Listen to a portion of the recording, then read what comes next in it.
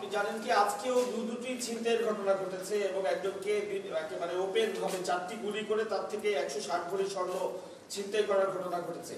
এগুলোর পেছনে কি আপনি সে আওয়ামী দোষরদেরই দেখছেন না অন্য কেউ এই সুযোগটি নিয়ে এই কাজটি করছে, কি মনে করছে? এই যে এই দোষরটাই বেশি জড়িত। এই যে এলাকাটা হলো বনশ্রী এলাকা, যে এই ঘটনাটা ঘটছে এটা আমার নজরে আছে। এখানে ওই জায়গায় যে আমার আইন শৃঙ্খলা বাহিনীর যারা লোক আছে, আমি তাদেরও যদি কোনো গাফিলতি থাকে আমি তাদেরও আইনের আওতায় আনি। এই মুহূর্তে 2টি ডিবির টিম মতিঝিল বিভাগ কাজ করতেছে। আপনার পদত্যাগ দাবি করা হয়েছে কিছু সময় আগে। ঢাকা বিশ্ববিদ্যালয় এলাকায় শিক্ষার্থীরা বিক্ষোভ মিছিল করেছেন, সমাবেশ করেছেন, তারা আগামীকাল দুপুর পর্যন্ত সময় বেঁধে দিয়েছেন আপনার পদত্যাগের জন্য। এই বিষয়টি কি আপনার নজরে এসছে?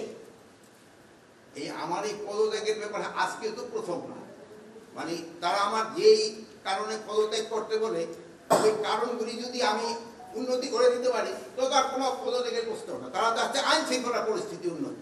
আমি আইন শৃঙ্খলা পরিস্থিতি যেন উন্নতি হয় আমি এই ব্যবস্থা করতেছি, এবং এই আইন শৃঙ্খলা পরিস্থিতি আগের থেকে অনেক উন্নতি হয়েছে এবং এটা আরো উন্নতি হতে থাকবে। ডেভিল হান্টের অপারেশনের পর থেকে এখন পর্যন্ত প্রায় 8,500 গ্রেফতার হয়েছে আমরা দেখেছি।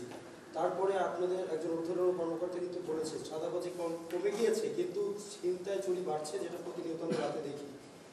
এখন যাদেরকে গ্রেপ্তার করা হলো তা আসলে তারা কারা?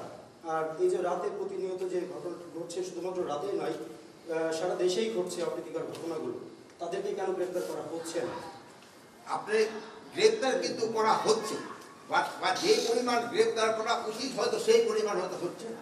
যেমন ধরেন এই বাসে ডাকাতির জন্য কিন্তু অলরেডি 3 জনকে কিন্তু সাভার থেকে গ্রেপ্তার করা হয়েছে।